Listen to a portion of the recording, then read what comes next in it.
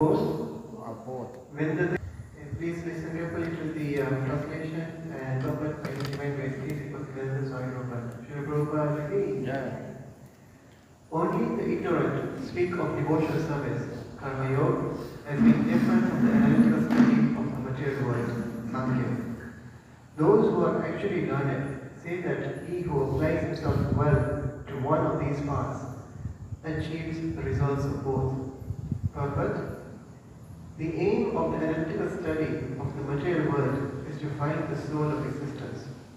The soul of the material world is Vishnu, or the Supersoul. Devotional service to the Lord entails service to the Supersoul. One process is to find the root of the tree, and the other is to water the root. The real student of Sankhya philosophy finds the root of the material world, Vishnu, and then, in perfect knowledge, engages himself in the service of the Lord. Therefore, in essence, there is no difference between the two because the aim of both is Vishnu.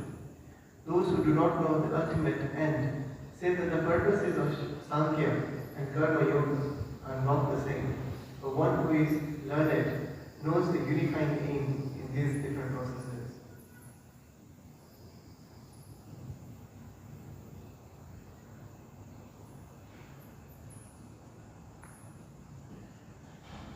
Om Jnanatimirandasya Jnananjanashalakaya Chakshurunritam Yena Tasmai Shri Gurave Namaha Shri Chaitanya Manobishtam Sthapitam Yena Bhutale Swayam Rupa Kadamahyam Tadati Sva Pradantikam Vandeham Shri Guru Shri Yutamada Kamalam Shri Gurun Vaisnavamscha Shri Rupam Sarvajatam Saha Gana Raghunathan Vidamtam Sajivam Sadvaitam Savatutam Parichana Sahitam Krishna Chaitanya Deva Shri Radha Krishna Pada Savana Lalita Shri Vishnakan Vitamscha He Krishna Pranasito Dina Bando Jagatpate Gopesha Gopika Kanta Radha Kanta Namustate Tapta Kanchana Gaurangi Shri Radhe Vidya Maneshwari Vishabhanu Sute Devi Pranamami Hari Priye Pancha Kalpataru Vischa Kripa Sindhyu Kripacha Patitanam Pavanebhyo Vaishnavebhyo Namo Namaha Jai Shri Krishna Chaitanya Prabhu Nityananda Shri Advaita Gadara Shivasasi Gaur Bhaktavrinda Hare Krishna Krishna Krishna Hare Hare Hare Rama Rama Rama Hare Hare Hare Krishna Krishna Krishna Hare Hare Hare Rama Rama Hare Hare Hare Krishna Krishna Hare Hare Hare Rama Rama Hare Hare.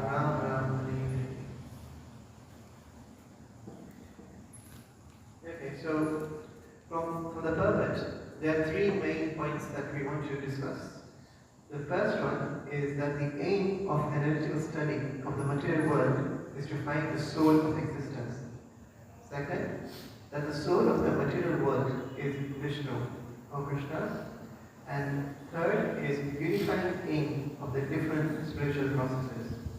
So we'll start with the first one. So what exactly is analytical study? So if you look at the dictionary and you look at the definition of what analytical study is, it means to explain a relationship between two elements. So it's essentially saying we are trying to understand the cause and the effect. And I was lucky enough to go to a university whose motto in Latin was Rerum Cognoscere Causis, which means to understand the causes of things. And I think I'm applying that to life because I'm going into Krishna Bhakti and he's the cause of all causes. So we can explain through some examples that so the effect of say light and heat is caused by the sun. The effect of having children is caused by having parents. Similarly, the Gita wisdom teaches us that the effect of any bodily movement is caused by consciousness, which is a symptom of the soul. And if you take it into a bigger worldview, then the effect of this entire material world is caused by Vishnu and Mahavishnu. So, in essence, if there is any path, then there must be a destination. And this text clarifies that the pathway could be karma yoga, jnana yoga, bhakti yoga, All of that will culminate in the devotional service to Krishna, which is the destination. So no one starts off their own path without having a destination in mind. Even somebody who even leaves their house thinking he will wander anywhere and nowhere will end up going back to the house. So the destination again is the house. So if you are not careful and if you even live in this material world without having any destination of where to go, we are going to return back into the material world. So even if you start on a path, you must know what the destination is. Even if that is just returning back home. So, analytical study is known as Sankhya Yoga. Now the Sankhya Yoga mentioned in the Bhagavad Gita and Srimad Bhagavatam is the one that's been propounded by Lord Kapila and not the atheistic Kapil. And in the Western world, this Sankhya Yoga system is also known as metaphysical studies. So the Sankhya Yoga is mentioned briefly in the Bhagavad Gita in the chapter 2, where Krishna explains the relationship between matter, body, and spirit, the soul. And by describing the qualities of both matter and spirit, Krishna establishes the fact that we are the soul residing in the body, that we are the cause and our bodily movements is the effect. Sankhya Yoga is also mentioned extensively in the Srimad Bhagavatam in Canto 3, chapter 26 and 27, where the fundamental principles of material nature and understanding material nature are explained. So the Srimad Bhagavatam explains that the material world is made up of 24 elements. Anyone knows what the 24 elements are? Anyone? Okay, I'll give you a hint. There are 5 gross elements: earth, air, fire, water, ether. Then there are 10 senses, 5 working senses and 5 knowledge-acquiring senses. Then, you have the senses, but then you also have 5 sense objects. And then you have 3 subtle elements: your mind, intelligence, and false ego. And lastly, you have a contemplative consciousness, or as is known, the modes of material nature, which is Tamagun, Satagun, Rajagun. So in total, this 5, 10, 5, 3, 1 adds up to a total of 24. Now these 24 elements, they act in such a way that it maintains the existence of the entire material world. That means it is a complete unit. It can exist on its own with this 24. So, and why is it complete? It's because it's emanated from God. Anything that emanates from God is also complete in nature. So that's why we have spiritual mathematics, that 1 plus 1 equals 1, and 1 minus 1 is also 1. Because it's complete. Anything that is produced by God is complete in nature. But now, the question comes is like, okay, so now what is the aim of knowing that the material world is made up of these 24 elements? Like, what is the why? What is the why? What is the aim of knowing that? So, Prabhupada mentioned that does matter ever act on its own? Does matter ever act on its own? No, it doesn't act on its own. Simply like America. The American land was existing long before the Europeans even settled into it. But once the Europeans settled into it, then activity arose, and the American land, which was existing for millions of years, became a superpower in the last 200 years. But what I'm trying to say is that the matter was always there, but until the Europeans settled in that country and activity took place, then only did it become a superpower that we know today. So, if matter is acting, then it must be because of a spiritual spark behind it. Like even a torch, you might see the light, but the light has a source, which is a switch. So that switch, and it is being operated by a person who is a living or sentient being. So the torch is a material thing. It will not turn on by itself. It will only turn on with a living, sentient human being's attention to it or acting upon it. Similarly, like a child will see a plane in the sky, and you will think that it is operating automatically. But a learned person will be like, okay, there is a plane in the sky, but it's operating because there's a pilot inside it. So then one may further ask is that, okay, so we know that there is a spiritual spark behind any material element to make it animate. So the question is that what lies beyond the material study of the material world? So why do you want to do this in the first place? And there is this linear graph or process that we can understand, that one may study material nature and they will find out that it is temporary and it has got no endurance, as Krishna says in the second chapter, that of the material nature, it has got no endurance. So one may study material nature and may not get to the conclusion, but if he just stops at that conclusion, then it is useless. So like, for example, Prabhupada used to say that even if you study a blade of grass, just studying the blade of grass has got no meaning to it, until and unless you see the creator behind it. So you study material nature, and you find it to be temporary nature, and then you go forward and say, okay, if this is temporary nature, I want to find out what is something that's permanent. So when you're searching out for permanence, then you find that Vishnu is the only permanent living entity in this world. Even Brahma, Vishnu, Shiv, they are all not going to be existing forever. They have a limited time. When the material universe is created, they come into being, and when it's destroyed, it goes away from being. So we see that only permanent feature is Mahavishnu. And once you know that Mahavishnu is the only permanent entity, then what remains to be done? It remains to be known that this is what our constitutional position is as a soul. And our constitutional position as a soul is to be an eternal servitor of Krishna. So until you make this entire path, then only will the process of analytical study be successful. You cannot just stop at any point until you reach the end. So you might, even if you stop, and that's what happened with normal modern science. Modern science and metaphysical studies, they only stop at the point where they examine material nature. So they still not yet understood that it is temporary nature, and because of that, they have not actually gone any further into the art. They just stopped at that, which is still useless because it is not finished product, it's still unfinished product. Now, so what we ask is that not everyone is philosophically inclined or intelligent enough to dissect the world and to look at each of the 24 elements in each and then find the cause behind those 24 elements. So not everyone has got the capacity to do that.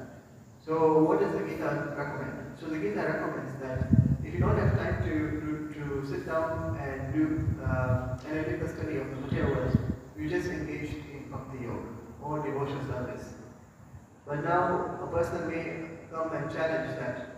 Okay, so that requires faith or blind faith, and they would say that devotees are sentimentalists or they're not intelligent as they have not gone through the process of really understanding the material world as being temporary nature. But and this is actually in the case of many historical references, like when Chaitanya Mahaprabhu was on this planet, he had an interaction with Prakashananda Saraswati, where Prakashananda Saraswati had challenged Mahaprabhu that you should read Vedanta and you should not chant very sentimentally. But Mahaprabhu destroyed all his arguments. Another example of our Guru Brahma system is the example of Guru Vishnu. To the material world, he was an illiterate person, but he was an ocean of realized transcendental knowledge. So this just goes to show that spiritual knowledge is dependent on the character, while material knowledge is dependent on the caliber of the person. So it's not the external intelligence that we get, it's the inner intelligence of realized transcendental truths that matter. Same thing can be applied to the case of Uddhava and the gopis. Uddhava was very intelligent and he knew all the knowledge of the Vedas, and he knew the constitutional position of him being a servant of Krishna. But he knew this knowledge, but it didn't really help. And Krishna told him to go to the gopis, and the gopis showed Uddhava that this knowledge is okay, but you need to apply the knowledge. How would you apply the knowledge? And you apply the knowledge in Bhakti Yoga. And there's a lot of Shastric refutations to this point where, like, if somebody claims that, oh, devotees are this sentimental and they are not intelligent enough, then there's also Shastric refutation in the Chaitanya Charitamrita. It says, Krishna's Surya Sama, Maya Haya Adam Andakar, Yaha Krishna Taha Nahi Maya Adhikar. So what does this mean? Is that Krishna is like the sun and Maya is like darkness. So wherever Krishna is, Maya cannot exist. Because wherever light is, darkness cannot exist. So in the Chaitanya Charitamrita it says that devotees who are always in constant contact with Krishna through the Krishna conscious process, then there is no scope of them being in ignorance or them being in Maya. Further, it is also said in Bhagavad Gita 10.11 that out of compassion, I, dwelling in their hearts, destroy with a shining lamp of knowledge the darkness born of ignorance. And here Krishna explains that it is his special mercy that he gives to devotees, that he, sitting in the heart of every person, will destroy any doubts and illusions from within. He will reveal knowledge to the serious and sincere Bhakti Yogi, and thereby the Bhakti Yogi is intelligent and gets transcendental knowledge within him automatically. And so now we end with the second point of the purport, being that, okay, so what is the soul? The soul of the universe is that it is Mahavishnu. And the purport that Prabhupada has given in the example that Prabhupada has given in the purport is the best. Because it says that Karma Yoga is like watering the root of the tree. And Nyali Yoga is to find out the root of the tree. So where is the aim? The aim of both is to know the root. And once you know the root, what you have to do with knowing the root is that you have to water the root. So the aim of either process is to identify the root as the cause of the tree, or to identify Krishna as a cause of all causes. Therefore, the unifying factor is Krishna. And Krishna is the absolute truth. But now we have that the absolute truth is based on three levels. There is the Bhagwan feature, or the personal feature, the Paramatma feature, which is the localized aspect of God, and then the impersonal feature of Bhagwan, which is the effulgence of God. So now there are different processes, and each process, people say that there's so many sectarian religions, but if you think about it, they are not actually sectarian, because each process or each religion process is catering to one of these three levels of the absolute truth. Like one said that, oh, God is just light. That is partially right. It's not wrong. It's partially right, because that comes with the impersonal aspect of the Supreme. But then there's one person that says, oh, we are all God, and God is within us, so we are God. And that is a misunderstanding, but it's still focusing on the Paramatma realization of the absolute truth. But then there's Bhakti Yoga, which knows all the three levels, and that's why it's got the most clear view of what the absolute truth is. So there are different processes which aim at different things. And then he says that a Pandita doesn't see a difference between any path. Like he says that those who are actually learned say that he who applies himself well to one of these paths achieves the results of both. What it means is that even if you start at any point, the final aim is one, and that final aim will culminate in Bhakti Yoga. So the one that may ask is that, okay, if the final aim is one, then why are there so many different processes? So, like in Bhagavad Gita Krishna explains so many different processes: karma yoga, jnana yoga, bhakti yoga, ashtanga yoga. There's so many other yogas that Krishna mentions. And why do we need to have all these different yogas mentioned? So, initially, Krishna explains the similarities between the different yogas because he wants to urge people to start somewhere based on their consciousness. At least they get onto the yoga system. It is better to start with one than to unnecessarily argue about which one is better and not make any. So Krishna is actually encouraging one based on their consciousness level to at least choose a path which is matching their consciousness. And once you come onto the yoga system, then there's technical differences that Krishna explains. So all yoga systems are meant to raise the seeker from matter to spirit, to know that you're not the matter, but you are the spirit soul. But then they're not all yoga systems raise people from the lowest level of material illusion to the highest level of spiritual enlightenment. Only Bhakti Yoga goes from the lowest level, which is said in 9.37, that even Chandals, Shudras, and all of these persons, when they apply themselves to the Bhakti Yoga, they can achieve the highest liberated stage.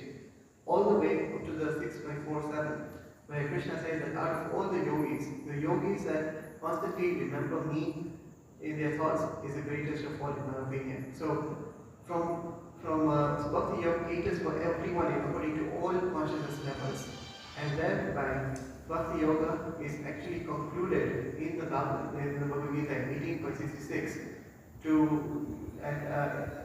so Gita endorses Bhakti Yoga as being the best method possible. So from this verse we can notice that a learned person, we all learn, if you were to consider yourself to be a pandita, you have to realize that all these processes have one aim, and the one aim is to do devotional service to Krishna. And this verse actually pushes any argument that one religion is better than the other, or one process is better than the other, because they all have a unifying aim, and that unifying aim is to understand absolute truth. And Bhakti Yoga gives you the clearest vision, and it's the most accessible to everyone in all consciousnesses. So, Shriman Bhagavad Gita, please.